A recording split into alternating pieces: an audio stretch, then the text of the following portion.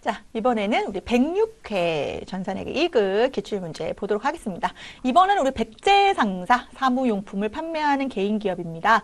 자, 백제상사와 관련된 사업자 등록증 보시면서 우리 수정하거나 추가 입력하도록 하겠습니다.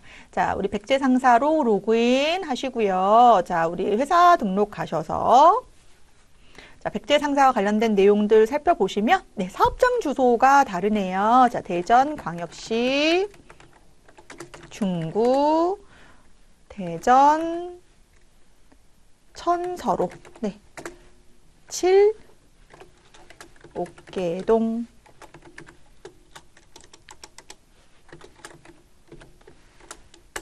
이렇게 엔터 하시고, 자, 사업자 등록번호도 정정합니다. 3502, 이거를 3055236547로 수정하시고요. 자, 우리 종목도 수정하겠습니다. 자, 먼저, 도소매는 동일하고요. 의류를 문구 및 자파로 수정합니다. 네, 이렇게 수정하고, 지금 사업장, 관할 세무서 이런 거는 동일한 대전이기 때문에 네, 수정 안 하셔도 되겠습니다. 자, 넘어가겠습니다. 닫기. 자, 우리 넘어와서 이번에는 전기분 재무상태표 정정하고 수정하는데요. 자, 전기분 재무상태표에서는 여러분들이 해당 자산 총계, 부채 총계 이러한 내용들을 그 과목별로 확인하겠습니다. 자, 지금 재무상태표 가셔가지고요. 자, 현금, 당좌예금, 보통예금. 자, 외상매출금이 얼마입니까? 4천이죠. 4천 수정. 자, 대손충당금 40만 원 그대로 두고요. 6,052만 원 쭉쭉 내려옵니다. 자, 상품, 건물, 감가상각 누계,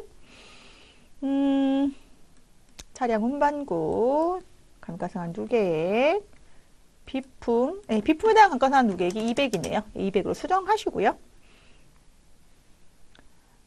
자, 그리고 하나 안 한 게 있네요. 추가를 해야 되네요. 그렇죠? 네, 토지 입력하겠습니다. 토지 얼마입니까? 274-791-290 엔터 치면 대차 평균이 맞아 떨어지죠. 그래서 차변합계액과 대변합계액 금액까지 맞는 거 확인하고 나오겠습니다. 자, 이번에는 사업자 등록증이 정정됐어요. 거래처에. 그럼 거래처 내용을 변경하겠습니다. 고구려 상사와 관련된 내용. 자, 우리 거래처 등록하셔서. 자, 우리 고구려 상사와 관련된 유형이, 자, 뭐로 바뀌었습니까? 예, 유형은 동시로 바뀌었으니까 동시로 수정하시고요. 자, 사업자 등록번호는 동일합니다. 사업자 등록번호 동일하고요. 대표자명 동일하고, 도소매, 전자제품이 아니라 종목이 뭐예요? 자파로 수정합니다. 자파로 수정하시고요. 우리 주소를 수정하겠습니다. 경기도 남양주시 진저읍 장현로 83 엔터 치고 예, 나오겠습니다. 예, 여기까지 마무리 닫기. 자, 이번에는 우리 거래처별 초기 2월입니다. 자, 주어진 자료 검토하여 잘못된 부분을 정정하거나 추가 입력하시오.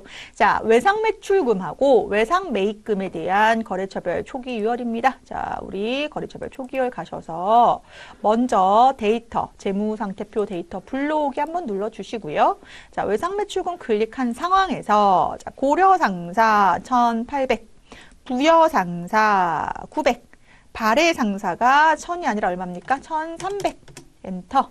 자, 그래서 차액이 제로가 되게끔 확인. 자, 그 다음에 누구였죠? 외상매입금이었으니까 쭉 내려와 보시면 외상매입금 클릭. 자, 조선상사 2,200. 신라상사는 얼마입니까? 1,700. 가야상사는 얼마입니까? 1,900. 자, 그러면 우리 차액이 제로가 됩니다. 그래서 요거 거래처별 초기 2월은 우리 그 계정 과목의 잔액이 어떤 거래처한테 줄 돈이고 받을 돈인지 를 기록하는 것이 우리가 중점적인 내용이다. 이걸 파악하고 넘어갑니다. 자, 다음 거래 자료를 일반전표에 입력하시오. 분개해야겠네요. 자, 먼저 영업부에서 사용할 차량을 구입했습니다. 자, 사용 목적의 자산은 유형 자산입니다. 자, 차량 운반구라는 계정 과목 기억하시고요. 차량 운반구 얼마 주고 샀다? 4,500만 원 주고 샀고요. 우리가 발행한 당좌 수표는 무슨 처리한다? 당좌 예금 처리한다. 얼마? 4,500만 원. 이렇게 기록하겠습니다. 자, 날짜 7월 9일 들어가셔서 일반 전표 입력 7월 9일 차변의 차량 운반구 얼마입니까? 4,500. 대변의 당좌예금. 당좌예금이 102번이에요. 확인 누르시고 얼마? 4,500. 자, 수표를 발행했다. 수표를 받았다 해서 주체가 누구냐에 따라서 당좌예금, 현금 이렇게 나뉘는 거. 자, 이번 7월 10일 진영상사로부터 상품 100만 원을 매입하기로 계약하고까지는 우리 분계 처리할 게 없지만 계약금 10%를 보통예금 계좌에서 2차에 지급하였다. 자, 매입 시 발생한 계약금은 선급금인 자산으로서 보통예금 지급입니다.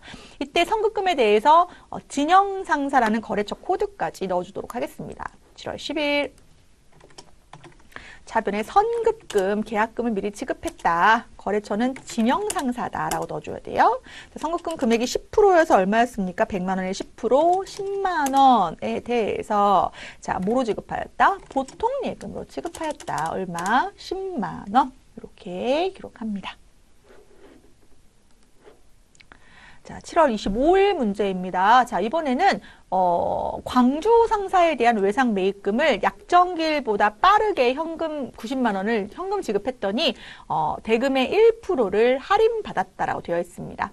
자, 우리가 외상으로 매입을 했을 때 예를 들어서 이렇게 기록하는 거예요. 자, 30일 이내에 갚으세요.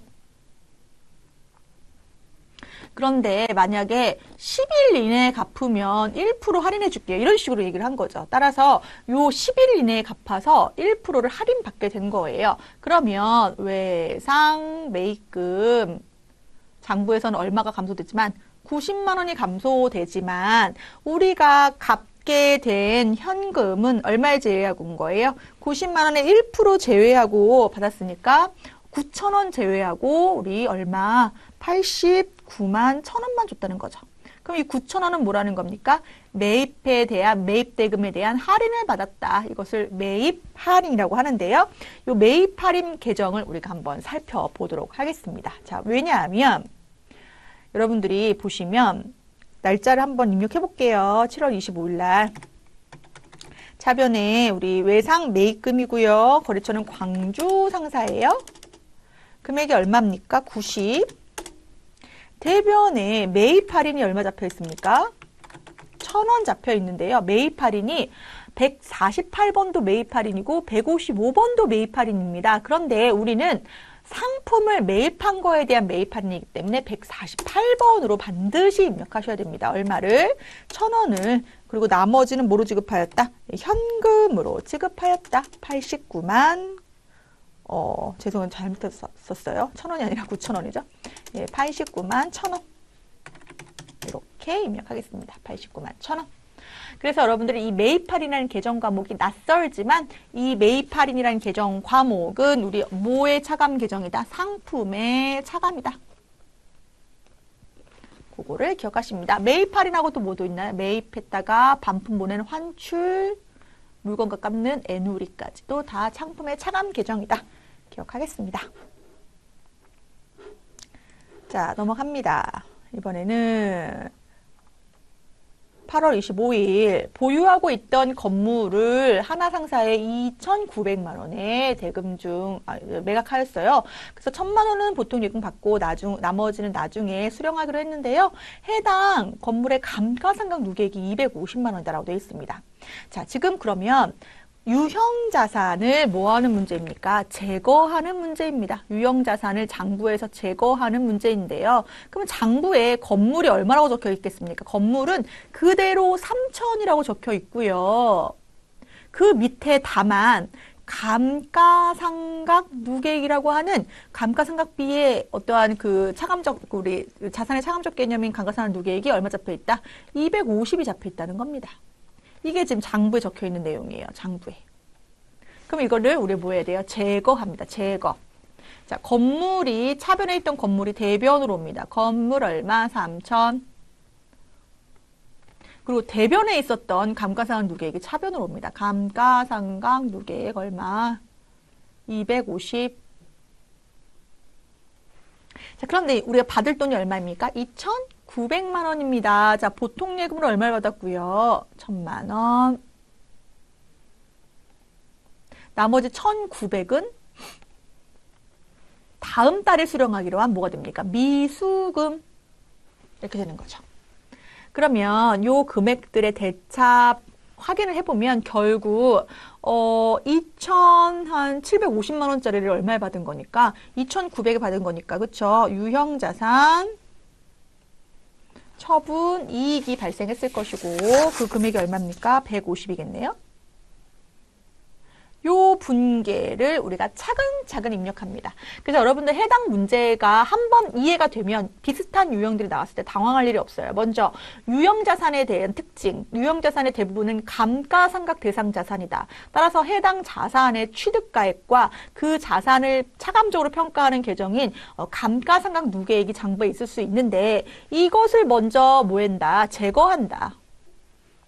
차변에 있던 거 대변으로 자산 보내고 대변에 있던 감가상각 누계액 차변으로 보내세요. 그리고 나서 받을 돈 얼마? 2,900.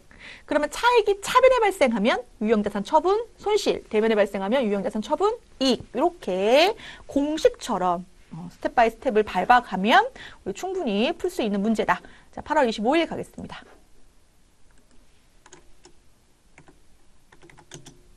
자, 대변의 건물이죠. 건물. 자, 얼마입니까? 3,000. 차변의 건물에 대한 감가상각 누계액은 조회하지 마세요. 그냥 203 누르시면 돼요. 202번에 더하기 1번. 아까 얼마였냐면 250. 장부에서 제거하고 받을 돈은 2,900이었는데요. 이 중에 보통 예금으로 받은 금액이 얼마였고 1,000만 원이었고 나중에 받기로 한 금액이 얼마였습니까? 미수금이 있었어요. 당연히 2,900에서 1,000만 원 받았으니까 1,900이 되겠죠. 자, 미수금은 거래처 코드를 꼭 넣어주셔야 됩니다. 하나 상사 1,900 이렇게 되는 거죠. 그러면 여러분들 계산기 두들길 필요 없이 대차 차익이 발생한 게 양의 수면 처분 이익, 음의 수면 처분 손실 이렇게 처리하면 됩니다. 대변의 유형자산 처분 이익으로 얼마? 150만 원 넣어주시면 되겠습니다. 자, 꼭 기억하실게요. 자, 넘어갑니다. 10월 13일 발해 상사의 상품을 230만 원에 판매하고 대금 중에 120만 원 동전 발행, 거래처 발행 약속금을 수령하였다. 이건 이제 받으러 온 방거고 나머지는 2개월 후에 받기로 하는 외상 매출금 처리할 겁니다. 자, 상품을 판매한 우리가 무슨 거래입니까? 상거래이기 때문에 자, 우리 10월 13일 가보겠습니다. 자, 차변, 대변부터 입력할까요? 이번에는 대변에 자, 상품 매출 계정. 자, 대변에 우리 매출 계정. 자, 상품 매출 401번 들어갑니다. 얼마입니까? 230 중에 차변에 받으러 엄으로 수취한 금액이 있습니다. 어디에서요? 발해 상사에서 발해. 자, 우리 얼마를 받았냐면요. 120만 원. 그리고 나머지는 우리가 외상으로 나중에 2개월 후에 받기로 했어요. 그래서 101번 발해 상사는 각각 받으러하고 외상 매출금 각각 넣어주셔야 되고 110만 원으로 계산하면 되겠습니다. 자, 그래서 10월 13일 문제 입력했고요. 자, 10월 30일 볼까요? 자, 이번에는 직원의 결혼식에 보내기 위한, 자, 직원의 결혼식이니까요. 복리후생비 처리할 건데요. 자, 우리 꽃집의 금액입니다. 자, 우리 금액을 한번 확인해 볼까요? 얼마입니까? 네, 10만 원이네요. 네, 10만 원을 현금으로 지급하였다. 복리후생비 처리하겠습니다. 자, 날짜 확인하시고요. 10월 30일. 차변의 복리후생비 얼마? 10만 원. 대변의 현금 얼마? 네, 10만 원 이렇게 처리하면 되겠네요. 네, 바로 넘어갑니다. 자, 이번에는 청첩장입니다. 청첩장 자체도 증빙으로서의 역할을 합니다. 그래서 20만 원까지는 증빙으로 인정받을 수 있다. 거래처 가야 상사의 직원인 정가야 씨의 결혼식 모바일 청첩장은 문자 메시지로 받고 축의금을 보통 예금으로 지급하였다. 자, 거래처 직원이기 때문에 우리가 접대비 처리하겠습니다. 자, 10월 31일. 차변의 접대비 800번대로 가야죠. 얼마입니까? 20만 원. 대변에 보통예금으로 지급하였다. 얼마? 20만 원. 이렇게 기록하겠습니다.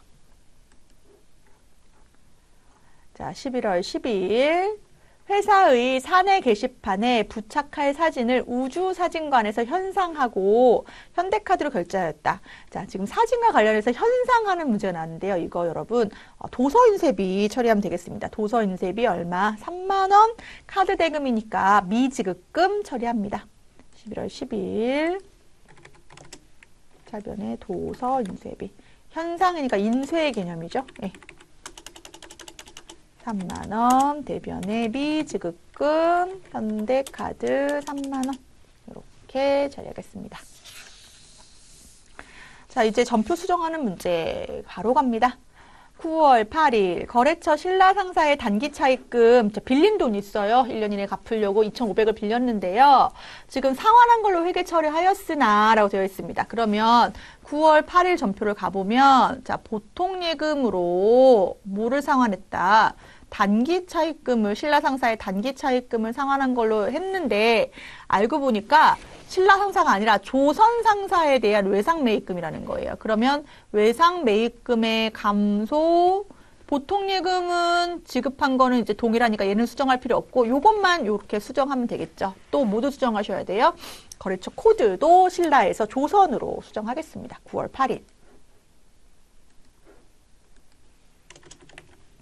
자, 보시면 단기 차입금을 우리 외상, 여러분들은 코드 모르시면 외상 이렇게 치셔서 두 글자 치셔가지고 엔터로 들어가시면 되고 신라 상사가 아니라 무슨 상사로? 조선 상사로 바로 여기서 두 글자로 예, 수정하시면 되겠습니다. 자, 보통 예금은 수정할 게 없습니다. 네, 그냥 두고 넘어갑니다. 자, 이번에는 11월 21일 당사가 현금으로 지급한 축의금은 매출거래처 축의금이 아니라 대표자 개인이 부담하여야 할 대표자 동창의 결혼 축의금입니다.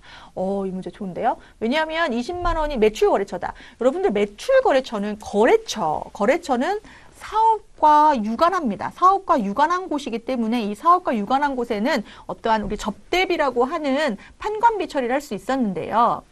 이 대표자 개인이 부담하여야 할 친구의 관련된 그 경조사비는 대표자의 개인적인 사업과 관련이 없는 부분이기 때문에 우리가 무슨 처리합니까? 인출금 처리하겠습니다. 무슨 금? 인출금. 자본의 감소 처리. 11월 21일 얘를 인출금으로 처리합니다. 네, 대표자 동창의 결혼식 축의금. 자, 이번에는 넘어갑니다. 기말 결산 정리사항 문제 풀어보도록 하겠습니다. 자, 1번 기말 외상 매입금 중에는 자, 이것은 기말 현재 외상 매입금 중에는 뭐가 있다는 거예요? 미국 회사에 대한 외상 매입금이 있다는 겁니다. 이것은 이제 달러로는 10,000달러인데 환율 적용했을 때 1,100만 원이었다는 얘기는 환율 1달러당 환율이 얼마일 때? 1,100원일 때 환가한 금액이라고 볼 수가 있겠죠. 그런데 지금 환율이 1,100원이 아니라 1,250원으로서 요 차이가 얼마예요? 150원이 환율이 증가한 상황이네요. 자, 여러분, 우리 장부에는 지금 1,100만 원으로 기록되어 있는데요. 이때 당시의 환율은 1,100원이었다는 거예요. 그런데 결산일 12월 31일 시점에 재무상태표를 작성하는 시점에서는 재무제표를 작성하는 시점에서는 우리 150원이 증가한 1,250원이기 때문에 요 금액에서 요 금액으로 바꿔서 기록하는 것이 훨씬 좋은 정보일 것이다. 이렇게 보는 거죠. 즉 얼마를 반영해라. 요 150원 증가한 걸 반영해라 이거예요. 그래서 10,000달러 곱하기 150원 하면 얼마입니까? 150만 원이죠. 그래서 150만 원의 외상 매입금이 더 생겼다. 대변에 더 생겼다. 150만 원. 왜냐하면 이미 장부에 얼마로 기록되어 있기 때문에 1,100만 원으로 기록되어 있기 때문에 150만 원을 더 기록하면 얼마가 되겠습니까? 1,250만 원으로서 1,250원의 환율이 반영된 외상 매입금이 될 것이고요. 자산이 아니었네요. 부채가 더 증가해버렸네요. 그렇죠? 그렇기 때문에 이것은 우리가 손실이다. 외화 환산, 환산이라는 건 우리가 뭐 해봤다는 평가해봤다는 거죠. 외화 환산 손실이 150이다라고 기록을 합니다. 자, 우리 넣어보겠습니다. 12월 31일 전표 가셔서 차변에 외화 환산 손실이에요. 외환 차손 아니고 150. 대변에 외상 매입금이 더 뭐했다? 증가했다. 거래처 넣어주셔야죠. A, B, C 4액에 대해서 증가했다. 이렇게 기록합니다. 자, 우리 넘어가서 결산 문제. 이번에는 중요한 문제가 현금과 부족 문제인데요. 무슨 얘기냐면 현금 실제와 장부 사이에 66,000원의 차이. 그러니까 과잉이에요. 그럼 현금과 부족이 대변이네요. 생각하지 마시고요. 왜냐하면 언제 발견한 겁니까? 결산일에 발견한 거예요. 지금 현금과 부족은 있던 것도 결산일에 없애야 돼요. 정리해야 되는데 결산일 현재 발견된 현금과 부족은 현금 부족 처리하지 않고 바로 무슨 처리합니까? 예, 자비익 처리하겠습니다. 66,000원. 현금이 더 증가했다. 얼마가? 66,000원이. 네, 12월 31일 날 입력하겠습니다. 차변에 현금이 더 증가했다. 더 많다. 장부보다 실제가. 얼마가? 66,000원이. 기중에 발견했다면 대변에 현금과 부족이라고 쓰겠지만 근데 시간이 없어서 그 원인을 모르겠다. 그래서 무슨 처리? 바로 자비익 처리한다. 얼마? 66,000원 처리. 자, 3번 기말 현재 우리가 빌린 돈 단기 차입금에 대한 이자가 있는데 이걸 안 준 상황이에요. 단기 거지만. 그래서 이것을 우리가 이자 비용으로는 쓸 수 있죠. 발생 주의에 의해서 125,000원. 단기 거니까. 근데 못 줬다. 그게 뭐가 됩니까? 미지급 비용 125,000원. 이렇게 기록하게 된다는 거죠. 자, 몇 월 며칠자로? 12월 31일자로 입력합니다. 차변에 이자 비용. 얼마? 125,000원. 대변에 미지급 비용 125,000원. 이렇게 보면 되겠습니다. 자, 이번에는 단기에 대한 감가상각비인데요. 비품 25만원, 차량 운반구 120만원을 각각 감가상각비로 계산할 건데요. 직접 여러분들이 분개하셔도 되고 우리는 쉽게 하기 위해서 우리 결산자료 입력에 가기로 했어요. 결산자료 입력 한번 가보겠습니다. 가셔서 결산자료 입력하셔서 1월부터 12월 조회하시고 확인하시고 감가상각비 찾아보세요, 여러분. 찾아보시면 바로 보여요. 여기에서 자, 지금 차량 운반구가 얼마라고 했냐면 120 금액을 잘 넣으셔야죠. 그리고 비품이 얼마라고 했냐면 25만 원이라고 했습니다. 그럼 이렇게 하고 나오면 안 되고요. 반드시 전표 추가. 자, 그러면 이 전표가 자동으로 어디 반영된다고요? 네, 12월 31일 날 반영됩니다. 그래서 보시면 지금 감가상각 누계액이 차량 운반구와 비품에 대해서 각각 120, 25만 원 들어가 있고 여기에 따른 감가상각비는 합산해서 145만 원이다 라고 기록됩니다. 나오겠습니다. 자, 우리 이제 장부 조회하는 문제죠. 6월 말 현재 외상 매출금 잔액이 가장 많은 거래처. 이거 항상 나오네요. 그럼 어디 가셔야 돼요? 거래처 원장 가셔서 1월부터 6월 조회합니다. 외상 매출금 F2 이용하셔서 조회하시고 공란 이렇게 보시면 잔액이 가장 많은 거래처는 무슨 상사? 우리 상사의 얼마입니까? 3,550만 원이다. 기록하셔야 돼요. 기록하시고 자, 이번에는 1월부터 3월까지 판매비 관리비 중에 소모품비 지출액이 가장 많은 월의 금액과 가장 적은 월의 금액을 합산하면 얼마인가라고 되어 있는데요. 그러면 1월부터 3월까지의 월계표로 우리 소모품비를 각각 조회해 보겠습니다. 각각. 자, 그래서 이렇게 해볼까? 그렇게 하셔도 되고, 그냥 우리 저기 총계정 원장 보는 게 편하겠네요. 제가 어떻게 해보려고 했냐면, 여기 보시면 월계표 있잖아요. 월계표. 1월달 조회에서 뭐 확인하고 소모품비. 여기 보시면 쭉 내려오시면 여기 있네요. 요 금액. 2월 조회에서 소모품비. 여기. 가장 큰 달. 3월 조회수 소모품비 각각 적어 놓으셔야 돼요. 예, 그래서 가장 큰 거하고 가장 작은 거의 거래처를 보면 되는데 이거는 차익을 보는 거니까 한 번에 보는 게 좋겠네요. 총계정 원장에서 1월부터 몇 월까지 3월이었죠? 우리 소모품비만 찾아봅시다. 소모품비 쭉 내려보면 여기 있네요. 클릭하시고 자, 그럼 요거예요. 그쵸? 한눈에 보이네. 이게 좋네요. 그쵸? 예. 그러면 문제가 뭐였으니까 가장 많은 월의 금액이 31만 6,650원.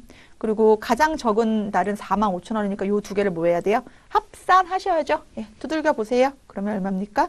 36만 1,650원. 요 금액을 합쳐서 36만 1,650원으로 기록합니다.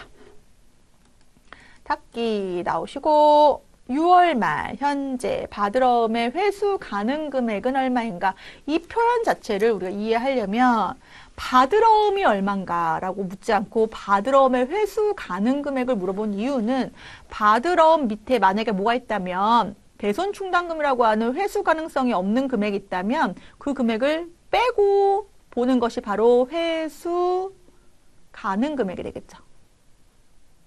그래서 우리 재무상태표 한번 가볼까요? 재무상태표 가서 몇 월 조회하셔야 돼요? 6월 조회하셔야 돼요. 6월 조회하시고 보시면 여기 바드럼이 있고 바드럼의 금액은 얼마가 맞습니까? 7,340이 맞는데요. 문제 자체가 뭐기 때문에 회수 가능 금액이기 때문에 이 52만 원을 차감한 얼마를 보셔야 돼요? 요 금액을 보셔야 됩니다. 7,288만 원. 예, 요 금액을 보시는 문제이다. 까지 확인했습니다. 자, 그러면 우리가 이번에는 이론 문제도 우리가 풀어보도록 하겠습니다. 이제 지금 우리가 모의고사, 그러니까 기출문제를 좀 여러 번 반복하고 있기 때문에 지금쯤에는 이제 자신감이 좀 붙어서 이제 시험 볼 수 있다 이런 마음이 꼭 들었으면 좋겠습니다. 자, 1번부터 보도록 합니다. 자, 회계가 뭡니까, 여러분? 네, 회계는 기업의 회계 정보, 재무 정보를 이용 관계자들한테 회계 정보를 필요로 하는 사람들한테 모아기 위한 과정, 작성해서 전달하는 모든 과정을 회계라고 합니다. 근데 이걸 왜 작성합니까? 누구한테 전달한다고요? 이걸 누가 이용한다고요? 회계정보 이용자들, 주주, 채권자, 경영자들이 이 정보를 이용한다고 했습니다. 그러면 그 목적은 뭐겠습니까? 그 이용 가치, 그들이 이용하는 그 가치는 바로 그들의 의사결정에 합리적으로 반영하기 위해서 이 정보를 활용하는 건데요. 가장 거리가 먼 것은 한번 골라볼까요? 1번, 미래 자금 흐름 예측에 따른 유용한 회계 외 비화폐적 정보의 제공. 회계의 목적에 지금 왜 비화폐적 정보라는 개념이 나와 있네요. 이게 틀린 답이죠. 답은 1번. 회계는요, 화폐 단위로 측정해서 기록하는 거기 때문에 화폐적 정보라고 볼 수가 있겠습니다. 예. 또 이것을 통해서 경영자는 우리 회사의 경영 성과 및 재무 상태를 주주에게 보고하여야 할 수탁 책임이 있고요. 수탁 책임이 있고, 또 채권자들은 투자 및 주주들은 투자 및 그 신용 의사 결정에 유용한 정보를 제공하게 되는 것이고, 그렇죠? 자, 이 회계의 목적은 다음과 같은 재무제표를 가지고 우리가 정보를 제공하는데 그 목적이 있다 이렇게 볼 수 있겠습니다. 답은 1번. 다음 중 보기의 거래에 대한 분개로 틀린 것은 차용증서를 발행하고 현금 100만 원을 단기 차입하였다. 예, 그러면 우리 부채의 증가, 현금의 증가 이렇게 되겠네요. 자, 비품 100만 원을 외상으로 구입하였다. 비품의 증가는 맞는데요. 외상으로 구입했을 때 우리가 이건 상거래, 상품 매입한 게 아니기 때문에 우리가 무슨 처리한다? 예, 미지급금 처리한다. 그래서 틀린 것은 답은 2번이죠. 2번. 자, 계약금을 수령한 거는 우리가 선수금으로서 부채 처리, 그리고 건강보험료 국민연금을 납부했을 때 무슨 분이라고 되어 있어요? 직원한테 공제한 금액이니까 예수금 납부 이렇게 보시면 되겠습니다. 3번 다음 중 일정 기간 동안의 기업의 경영 성과를 나타내는 재무보고서 뭘 얘기하는 겁니까? 손익계산서를 얘기하는 거죠. 자, 손익계산서에서의 개정 과목은 바로 뭘 얘기하는 거죠? 수익하고 비용을 얘기하는 건데요. 그거로만 짝지어진 것은 답은 3번이죠. 자, 매출원가는 비용이 맞는데요. 외상매입금은 뭡니까? 부채죠. 매출액은 수익이 맞는데요. 미수수익은 수익이지만 못 받은 금액으로서 나의 자산입니다. 미수금과 같은 나의 자산이고요. 매출원가하고 기부금은 비용 맞고요. 선급비용은 단기 비용이 아닌 차기 비용을 미리 지급한 거기 때문에 나의 자산, 기부금은 비용이 맞습니다. 다음 몇 번? 3번. 4번 볼까요? 4번. 거래의 판료소와 그 예시가 적절한 것을 모두 고른 것은 자, 기계장치를 구입하고 대금은 보통 예금으로 지급하였다. 기계장치 보통 예치 썼네요. 보통 예금 이렇게 써야 되죠. 그러면 자산이 증가하고 자산이 감소한 거 맞고요. 자, 현금 10만 원 출자하여 회사를 설립하다. 그럼 여러분들이 출자한 게 아니라 우리는 회사의 회계 담당자 입장이니까 현금이 들어온 거고 자본금이 증가한 거죠. 그래서 자산이 증가했고 자본금도 증가했다. 은행으로부터 10만 원 차입하고 보통예금 수령하였다. 그러면 보통예금으로 돈이 들어왔을 것이고요.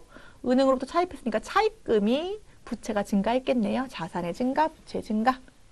외상매입금을 현금으로 지급하였다. 그러면 외상매입금이라는 부채는 상환한 거잖아요. 갚았어요. 외상매입금의 감소, 자산이라는 현금도 감소했겠네요. 가나다라 다 맞는 것 같은데요. 답은 몇 번? 4번. 5번 잔액시산표 보겠습니다. 가와 나에 들어갈 금액 볼까요? 먼저 이 시산표의 특징은 차변의 합계액과 대변의 합계액이 뭐하다는 거예요? 같다라는 겁니다. 그래서 지금 차변의 합계액을 보시면 10만원, 70만원에서 85만원이죠. 85만원. 그럼 여기도 얼마가 돼야 되죠? 85만원이 돼야 되고요. 그렇죠? 그러면 쉽게 할 수 있겠네요. 85만원에서 요 나의 금액은 9만원하고 4만원 차감해야 되는 거니까요. 얼마 차감? 13만원 차감하면 되네요. 그래서 72만원 이렇게 보면 되겠네요. 답은 몇 번? 4번. 자, 6번 보겠습니다. 6번. 다음 중 결산 시 손익으로 계정을 마감하는 계정 과목에 해당되는 것은 손익 계정으로 마감한다는 거니까요. 여러분들 뭘 얘기하는 겁니까? 수익이나 비용 계정을 얘기하는 겁니다. 계정 과목에 해당하는 것은 1번입니다. 이거는 자본금은 당연히 자본이고요. 미지급금은 부채이고요. 예상매출금은 나의 회사의 자산이라고 보시면 되겠습니다. 자, 우리 7번 볼까요? 다음과 같은 특징을 가진 자산이 아닌 거. 자, 보고기간 종료일로부터 1년 이상 장기간 사용한다. 그럼 유형자산 아니면 무형자산입니다. 타인에 대한, 그쵸? 그 타인에 대한 임대 자체적으로 사용할 목적의 자산. 물리적 형태가 있는 자산. 이거 무슨 자산입니까? 유형자산이죠. 유형자산 대표적인 거 뭐 있습니까? 토지, 건물, 기계장치, 차량 운반구, 비품 이런 것들이 대표적인 유형자산을 볼 수 있는데요. 아닌 것은 고르는 건데요. 지금 보시면 상품 판매에서 전시를 위한 상가 사용하고 있겠죠. 판매를 위한 재고자산은 유형자산이 아니죠. 재고자산이죠. 차량 운반구, 시스템 에어컨 이런 것은 차량이나 비품에 해당한다고 볼 수가 있겠습니다. 건물에 해당되죠. 상가는. 네. 답은 2번. 자, 우리 주식회사 무릉이라는 회사의 재무제표입니다. 자, 2023년 회계연도 말에 부채 합계액을 구하는 건데요. 지금 보시면 요거를 이제 요 시점하고 요 시점 기초 기말 시점 있다고 했을 때 자, 자산이 얼마였습니까? 자산이 850. 자, 부채가 얼마였습니까? 400이네요. 그러면 요 2022년 시점에 자본은 450이었겠네요. 자, 그러면 2023년도에 12월 31일 시점에 자산이 얼마입니까? 1,100만 원이래요. 근데 이제 부채가 얼마인지 몰라요. 그런데 이미 우리는 자본 변동 내역이 80이라는 걸 알아요. 그럼 기말 자본은 얼마라는 뜻이고? 450에서 80 더하니까 530이라는 얘기죠. 그래서 1100에서 530 빼면 되니까 답은 3번. 8번 답은 3번. 9. 19번. 다음 중 재고자산과 관련된 지출 금액으로서 재고자산의 취득원가에서 차감하는 거. 자, 재고자산이라고 하는 것은 무슨 목적입니까? 판매 목적입니다. 판매 목적으로 취득하는 자산인데요. 상품 생각하시면 되죠. 그러면 상품이라고 하는 취득원가에서 차감하는 것은 불량품 때문에 반품하거나 그것을 매입 환출이라고 하고, 불량인 내용이 있거나 아니면 계약상의 내용과 상의해서 물건값을 깎는 걸 매입 할인이라고 매입 애누리라고 한다고 했고, 그리고 또 내가 외상 매입금을 조기에 지급해서 일찍 지급해서 할인받는 거 매입 할인이라고 했죠. 이들 다 차감하는 항목입니다. 답은 몇 번? 3번. 10번. 자, 우리가 취득한 건물이 있대요. 몇 월 며칠 날? 1월 1일 날. 취득했대요. 건물을. 정액법에 의해서 감가상각했더니 얼마였대요? 1년 했더니 얼마였대요? 9,000원의 감가상각비가 발생했는데, 잔존가치, 지금 내용연수가 몇 년이에요? 10년이네요. 쭉쭉쭉 10년이라고 치고, 네, 그러면 잔존가치는 10년 후에, 몇 년 후에? 10년 후에 얼마란 뜻이에요? 예, 5,000원이란 얘기예요. 그럼 취득원가는 얼마니에요? 취득원가. 자, 지금 정액법이라고 되어 있어요. 그 얘기는 매년 동일하게 얼마씩 지금 감가상각비가 발생한다는 거죠? 9,000원씩 발생한다는 거죠. 몇 년 동안? 10년 동안. 그러면 이 10년 동안 감가상각한 금액이 얼마입니까? 9만 원일 것이고, 9만 원을 감가상각한 후에도 남는 잔존가치가 얼마라고 했기 때문에 5,000원이라고 했기 때문에 취득가액은 얼마다? 9만 5천 원이다 라고 예상할 수 있겠네요. 추정할 수 있습니다. 답은 몇 번? 2번. 이렇게 푸셔도 되고요. 아니면 정액법의 공식을 이용해서 내용연수분에 우리가 뭐라고 했습니까? 취득원가에서 뭘 빼면, 잔존가액을 빼면 얼마가 나온다는 거예요? 9,000원이 나온다는 거잖아요. 9,000원. 근데 내용연수가 몇 년이에요? 10년이에요. 그렇죠? 그러면 10으로 나눴을 때 9,000원이 나오려면 얘가 얼마 된다는 얘기예요? 9만 원이 나와야 된다는 얘기인데, 잔존가액이 얼마라고 했기 때문에 5,000원이라고 했기 때문에, 그렇죠? 9만 5천 원의 취득원가가 있어야지만 9만 원이 나올 거 아니에요? 답은 몇 번이다? 2번이다.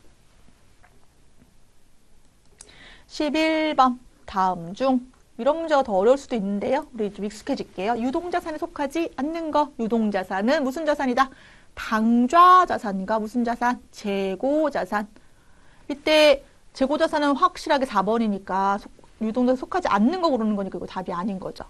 자, 지금 외상매출금하고 선급비용은 대표적인 당좌자산에 포함된다고 볼 수 있겠습니다. 속하지 않는 유형자산, 유형자산인 기계장치가 비유동자산에 해당된다. 답은 몇 번?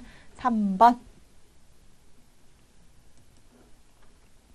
자, 다음 자료에서 당기 기말 손익계산서에 계상되는 임대료는 얼마인가? 자, 보시면 당기 임대료를 현금으로 받았습니다. 현금 얼마? 360. 그리고 임대료가 얼마래요? 360. 그런데 올해 임대료가 아닌, 즉 차기에 속하는 임대료가 얼마가 있대요? 90이 있대요. 그러면 임대료에서 90을 빼줍니다. 임대료, 올해 임대료 아니다. 얼마가? 92. 이거는 미리 받은 다음 연도의 수익이다. 그래서 선수 수익 얼마? 90만 원 처리합니다. 그럼 여러분, 기말 손익계산서의 임대료는 360으로 계산되지 않고 360에서 얼마 차감한? 90만 원을 차감한 270만 원으로 계산이 돼야겠네요. 답은 몇 번? 2번. 자, 13번. 급여를 지급하는데요. 네, 얼마 차감하고 지급했어요? 10,000원 차감하고 지급했어요. 왜냐하면 그 근로자가 내야 될 세금을 원천 징수했기 때문에 이걸 뭐라고 합니까? 예수금이라고 합니다.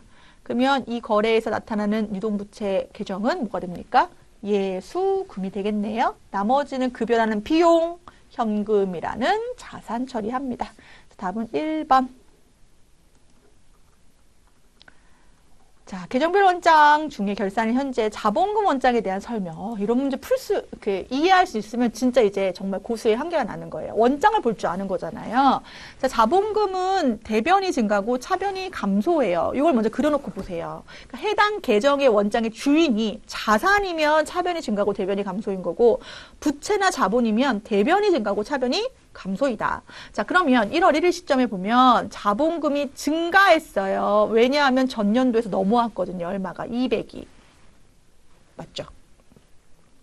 그런데 자본금이 또 증가했어요. 왜냐하면 당기순이익이 발생했거든요. 얼마가? 90만 원이. 자, 지금 옳지 않은 거. 차기에 기초 자본금이 290이다. 이거 무슨 뜻일까요? 차기에, 그럼 다음 연도의 기초는 이번 연도의 기말 자금 넘어가는 걸 얘기하는 거니까 290 맞죠? 다시 한번. 지금은 단기잖아요. 근데 차기 시점의 기초는 단기 시점에 기말 자금이 넘어가야 차기가 되는 거죠. 그렇죠? 다시 전기월, 차기의 전기월 1월 1일 날 얼마가 넘어오는 거죠? 290이 넘어오는 걸 거예요. 옳지 않은 것은 몇 번입니까? 4번입니다. 결산일 자본금 원장은 손익으로 마감된다? 이 말이 좀 이상한데요? 예, 답은 몇 번입니까? 4번입니다.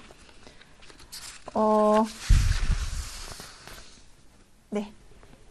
손익은 우리 아까 얘기한 90만 원으로 마감된 거죠? 예. 넘어가겠습니다. 15번. 다음 중 세금과 계정을 사용하여 회계 처리하는 계정 거래는 무엇인가? 업무용 건물의 재산세. 답 1번인데요, 바로. 급여지급 시 근로소득세 원천 징수한 거, 이건 예수금이죠. 차량 운반구 취득하면서 우리가 취득 부대 비용으로 발생한 거는 따로 비용 처리하지 않고 차량 운반구 처리해야 되죠. 대표자가 내야 될 소득세는 누구의 겁니까? 대표자의 개인적 용도이기 때문에 인출금 처리합니다. 답은 몇 번입니까? 네, 1번입니다. 1번 세금과 공가.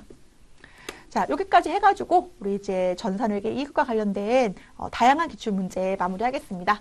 충분히 할 수 있다는 자신감 획득하셨길 바라면서요. 예, 여러분들 시험 꼭 잘 치르시길 바라겠습니다. 수고하셨습니다.